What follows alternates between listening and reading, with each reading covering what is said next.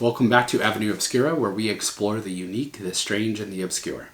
Today I wanted to do a reaction video to a stream that happened on Monday night. And the stream was called 2020 Haunt Forecast. And really the purpose of the stream was to talk about a couple of local haunts here in Southern California and kind of get the state of the haunts. Because with all the lockdowns right now, I think a lot of people are really questioning, like, hey, what's going to be going on this Halloween and what's going to be open and what's not going to be. So it was ran by Rick West, who used to run a website called Theme Park Adventure. He since stopped running the website and he shut it down. I think it's still up, but he no longer publishes to that website. Quit that to become the creative director of A Midsummer Scream, because they really end up planning all year, because it's a humongous convention, probably the biggest that we have here in Southern California right now. So he brought on two different haunt owners. Brought in Christopher Stafford, who's the CEO of the 13th Floor Entertainment. They run the Los Angeles Haunted Hayride, so for all you Los Angeles natives, you're probably pretty familiar with that. And he also brought on Diane Meyer, who's the owner of Rotten Apple 907. And Rotten Apple 907 is a haunt in Burbank, which is really close to Hollywood for all you people who are not California natives. So he brought these two folks on to talk about the state of their individual haunts. So I kind of wanted to just sort of let you know what they said, and then give you my reaction to that and what I think about that. So for the Los Angeles Haunted Hayride, they're taking a sort of a wait and see approach as of right now. The good news is that they're still planning on moving forward at this time. Christopher mentioned that he's planning on incorporating new technology to sort of follow the social distancing guidelines that are going to be with us for a while.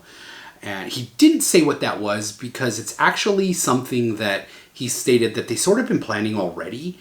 So it'll be really interesting to see what they do. But good news is that as of right now, the haunt's still in the planning stages. They were both quick to admit that there could be a change at any time, just depending on how the current situation in the world's going on right now. But he said that they were going to be keeping the theme from last year. And the theme last year was Midnight Falls. So it basically centered around a small town that was infested by this curse. And so they had all the scare actors walking around. It was all themed like it was a small town with a hayride and with houses, and it was a really cool concept. And they said they want to expand on that concept, so they're going to keep the town theme but expand on it and show new areas of the town, which I think it will be really, really cool. Of course, with the hayride itself, I'll tell you, from going on it, you are pretty cramped in that truck. You're sitting in the back of the truck on bales of hay, and you're pretty much smashed up against other people. So it's going to be interesting to see how they deal with that, if they even maybe forego the hayride part altogether and just keep the walk around part and the mazes, because they usually have at least 3 or 4 mazes as well as the hayride itself. The one thing that he said that they have going for them is that they're a completely outside haunt, which is good, because people have less chance of transmission when you're outside. So they do have that going for them. They don't have to worry about claustrophobic spaces. But he said that anything they would have planned that would have had claustrophobic spaces would obviously be axed for this year. I was really happy to see that they were still planning to move forward, and fingers crossed that they keep it that way. And I'll be really excited to see what kind of technologies they might implement to make the event doable. I think that's going to be really exciting. That's sort of the optimist in me that says, hey, it'll be kind of really cool to see what kind of new concepts and what creative ideas a lot of these haunters can come to keep people away. Because a lot of times with haunts, you're really focused on claustrophobia and cramming people into tight spaces and giving people that feeling of tons of smoke and lots of things to touch and interact with. And obviously this year that's not really gonna work. So then Diane came on and talked about her haunt, which is Rotten Apple 907. Now, this is where we get the bad news. Unfortunately, Rotten Apple 907 is not going to be on. She said that they basically got all the creative members together, the cast together, and they basically decided to go ahead and just cancel it this year. They are a home haunt, so already they have to deal with a lot. They have neighbors that'll complain. They have lots of restrictions from the city that they have to deal with. And they said all it would take would be, one person complaining. Right now, police are going to come. They're going to shut the thing down. So they didn't want to put a bunch of effort into something that potentially could get shut down. Now, the one thing she did say that is a potential positive is that they were considering doing a display this year instead that you could drive by. Since it's a home haunt, it's just down a residential street. So really, if they do a really cool, huge display, you could just drive through in your car, view the display, and you wouldn't have to worry about all the different guidelines that are going on. So it's a bummer. Now, personally, I've actually never been to a Rotten Apple 907. It was one of the ones I was planning on trying out this year. But all intents and purposes, they said they're going to try to be back next year as long as, we're not under any kind of strict rules. The one kind of bummer thing is that, of course, this was going to be their 30th year actually running the haunt. So kind of sucks that they have to skip their 30th year, but at least they'll be able to come back next year. So I am looking forward to at least checking out what exactly they are going to do for their display, if that's possible. And that'll be interesting to see. So that was pretty much the main points of the stream. It was these two haunt companies and basically sharing their plans.